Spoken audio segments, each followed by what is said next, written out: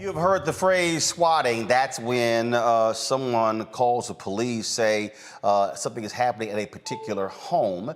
Cops show up, nothing actually is there. It's actually a false alarm. Folks, swatting can lead to death. That has happened in other cases across the country. Well, Melina Abdullah, of course, has been experiencing that. She leads Black Lives Matter in Los Angeles. She filed a lawsuit against, as a result of that. What happened the next day? She got swatted again. She joins us right now. Melina, glad to have you back on the show. Unfortunately, in these circumstances, what happened? First of all, how often has this actually happened to you? I think you're muted.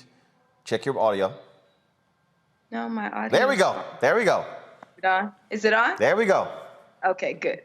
So it's happened twice. The first time was about a year ago, August of 2020. Myself and my 3 children were in my home, and police came with assault rifles, surrounded my home. There was a helicopter overhead, and I believe that LAPD knew what they were doing, and it was a form of an attempt to intimidate me and to shake me out of activism.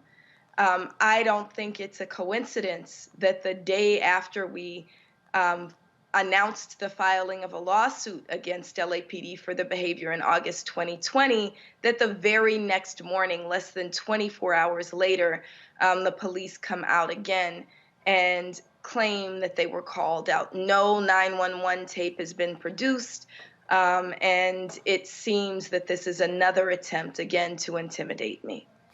Okay, so in the August case, was there a 911 call? There was a 911 tape produced in the August case. And have they traced that back to anyone? So I haven't received any direct information about who they traced it back to. I did speak with a reporter yesterday who said that he had some information that he just got after doing some digging, but there were calls for investigations by elected officials, and nothing was ever turned over to me or to those elected officials. The other thing that happened in the August 2020 case is the caller, and we did get the 911 tape, specifically said he was targeting Black Lives Matter.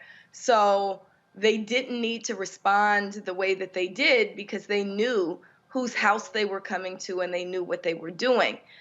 In this case, again, there is no 911 tape that was produced, which makes me wonder if there was even a call.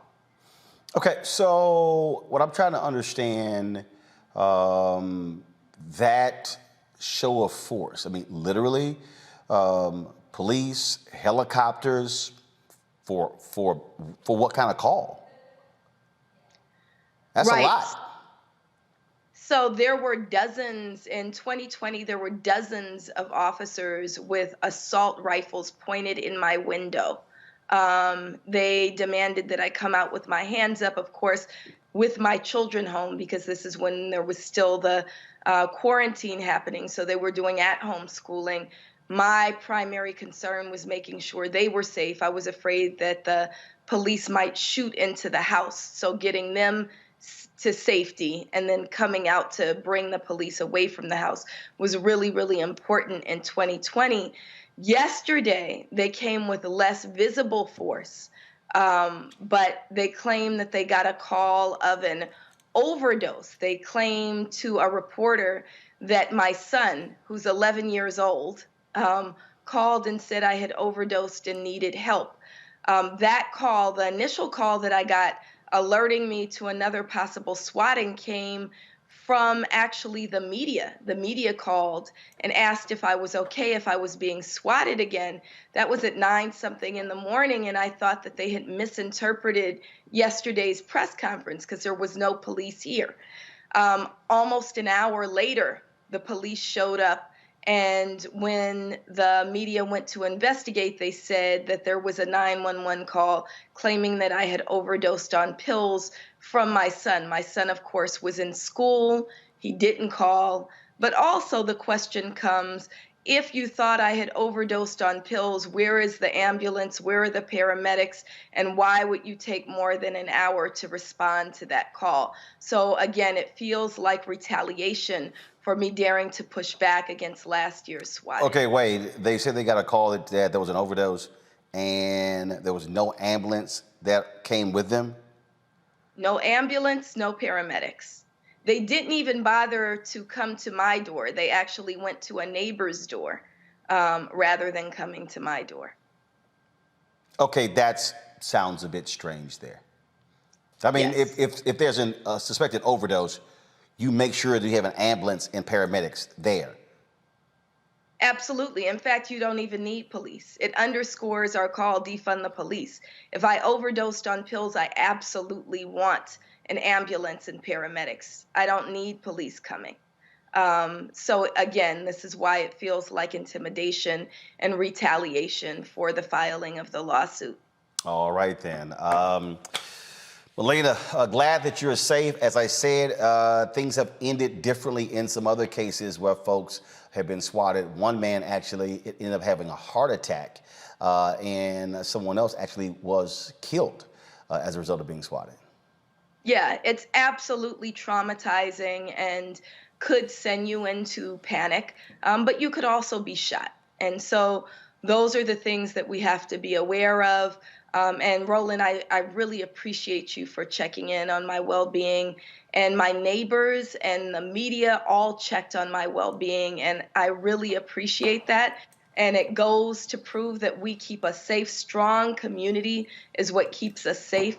If this is an effort to intimidate us out of action, it didn't work. It just causes us to double down and do more work and really push for justice for our people. So again, thank you so much for checking on me. And let's make sure we all band together so that we can push back against these efforts to intimidate us. All right, Melina Abdullah, Black Lives Matter Los Angeles. We appreciate it. Thanks a lot. Thank you. Folks, back to our Roland Martin unfiltered video in just one moment. It's time to be smart. Roland Martin's doing this every day. Oh, no punches! Thank you, Roland Martin, for always giving voice to the issues. Look for Roland Martin in the whirlwind, to quote Marcus Garvey again. The video looks phenomenal, so I'm really excited to see it on my big screen. Support this man, Black Media. He makes sure that our stories are told. See, there's a difference between Black Star Network and Black-owned media and something like CNN. I got to defer to the brilliance of Dr. Carr and to the brilliance of the Black Star Network. I am rolling with Roland all the way. Honored to be on a show that you own. A black man owns the show. Folks, Black Star Network is here. I'm real revolutionary right now. Roland was amazing on there. Stay black. I love y'all. I can't commend you enough about this platform that you've created for us to be able to share who we are, what we're doing in the world, and the impact that we're having. Let's be smart. Bring your eyeballs home. You can't be Black-owned media and be scared. You dig?